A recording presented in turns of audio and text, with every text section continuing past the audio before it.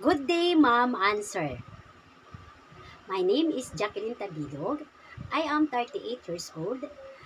I am from the Philippines. I'm happily being blessed with one child, age 15 years old girl.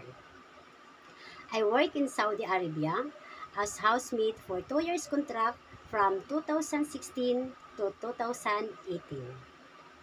I served one couple, one child, age 2 months old boy. My duties are taking care of the baby, cleaning their house, cleaning their dishes, cleaning their clothes, and ironing their clothes. My madam was the one who cooked their food to serve her family. I am also willing to learn how to cook Chinese food and Chinese culture. To my future employer, please choose me as your housemaid because I am honest, loyal, flexible, and hardworking and responsible.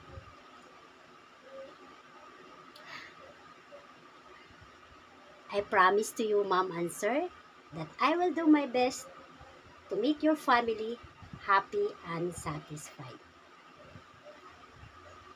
I am looking also to work with you as soon as possible. I hope you like me. Thank you. Have a nice day.